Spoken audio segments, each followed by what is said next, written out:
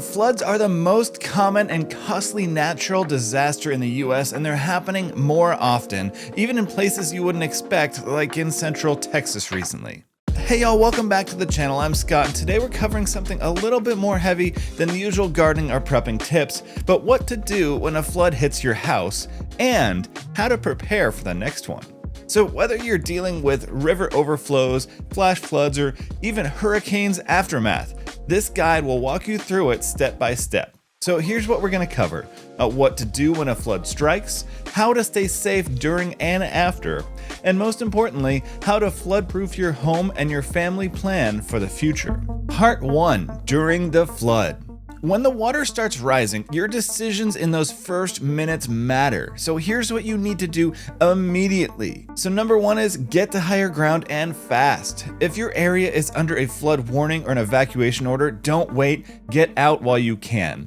And I say this because floodwaters can rise quickly and unpredictably. So grab your go bag, your loved ones, your pets, and head to a safe place. Whether that means high up on a hill, to a different city, to a different state, or even to the roof if you have no other place. But try to get away and as high as possible in the time you have available. Also, have several evacuation routes in mind, especially if you live in a rural area where roads may flood. And number 2 is never, I say never, never, never drive through the water.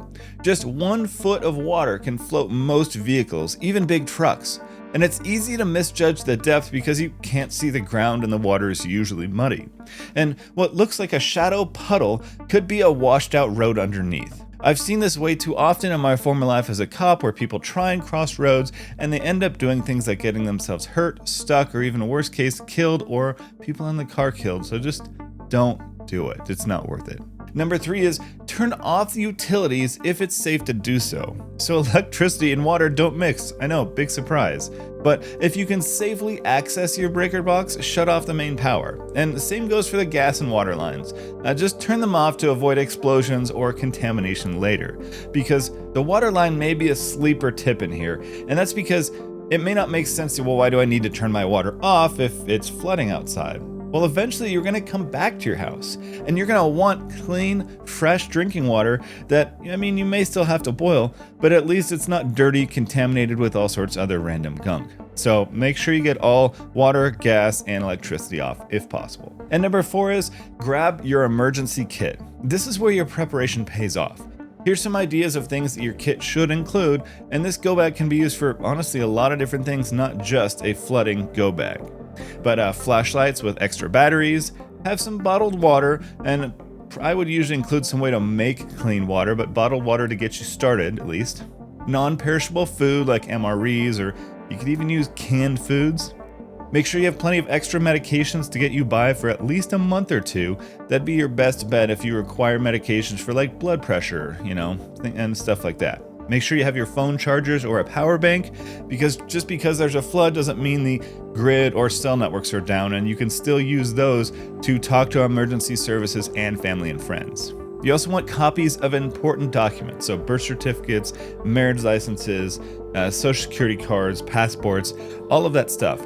I would honestly, what I do in my bag is I have photocopies of all of these things that I keep in there, as well as a thumb drive that has copies, digital copies of all of them.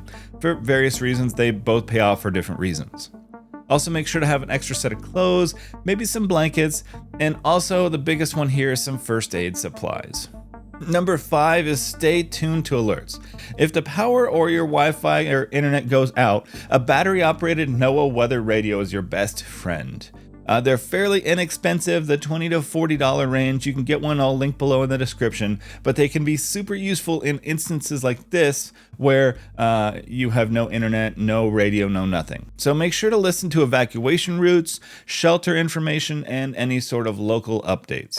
Part 2, immediate aftermath. So the water may be gone, but the risks are far from over. Here's what to do immediately after the flood. So first, number 1 is wait for the all clear. Only return home when emergency officials say it's safe. Roads might be unstable, and floodwaters often hide sinkholes or structural damage. A second one is document everything for insurance. Before touching anything, take clear photos and videos of every damaged item, structure, appliance, and room. So this is critical for an insurance claim, especially when dealing with FEMA or a private flood insurance. Number 3 is use protective gear. Floodwaters can contain bacteria, sewage, oils, and chemicals. So when you enter a flooded home, make sure to wear rubber boots, gloves, and even possibly a mask. And like I mentioned before, do not turn on power until it's been inspected and you are sure it's not going to cause a problem. Because in this case, you got to think of not only your power, but your neighbor's power. And if you're still connected to the grid, or if there's still a grid connection and you just turn that on, maybe you don't have power yet from the grid, but now you just shorted out a bunch of people down the line because you're trying to pull power and it just can cause problems. Also, make sure to avoid touching anything moldy or waterlogged directly. Make sure to use gloves because you can spread mold and cause all sorts of health issues really easily. Number 4 is check for structural damage. You gotta watch for sagging ceilings, warped floors, broken stairs, or cracks in the foundation. There are serious risks and they may actually require a structural engineer to evaluate. So make sure to work with your insurance company to get that to happen if you need be. Number 5 is dry out and disinfect. Now, I get it, this will most likely be handled by the insurance company like FEMA or your private flood insurance, but you could theoretically do this yourself, especially if you don't have any. All you just need is the machines, which albeit are probably hard to come by after a flood still.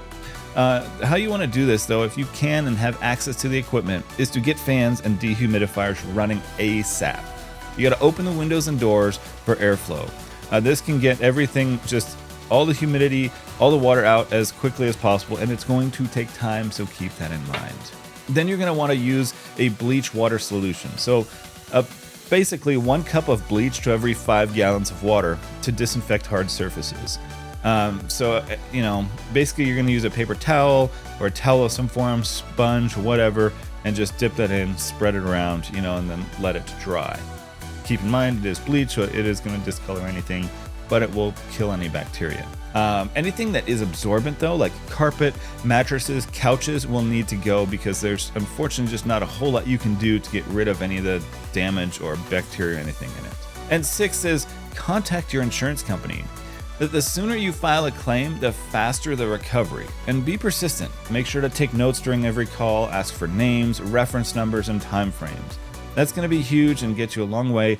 They do care, mostly, I would assume, but you need to care for yourself more than they care for you. Part 3, long-term preparation. Here's the good news, is that you can prepare your home and family so you're not caught off guard next time.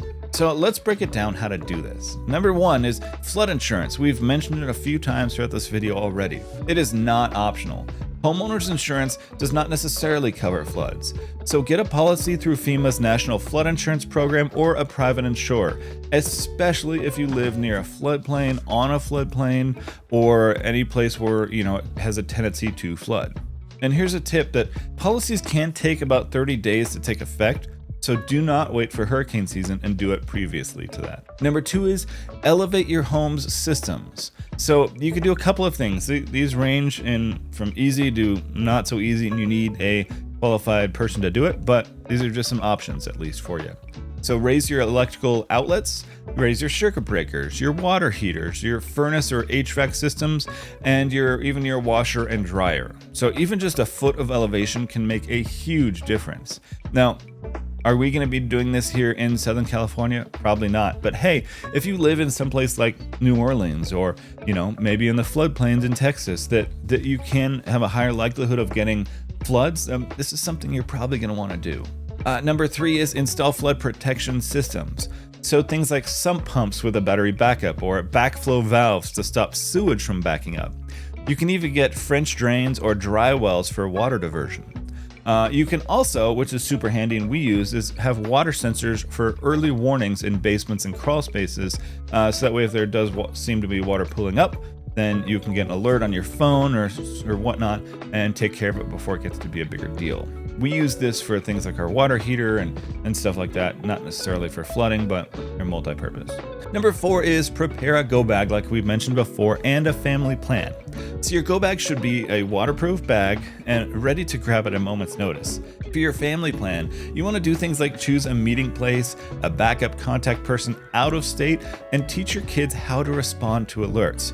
For example, where to go in the house if there is a, tornado or a hurricane or a flood, any of those things. Teach them how to call 911 on your house phone. Have a house phone to begin with, not just relying on your cell phones. Tip here, you can actually get that for pretty cheap. It is internet-based, but it's usually only like $10-15 a month, and it's totally worth it for many different reasons.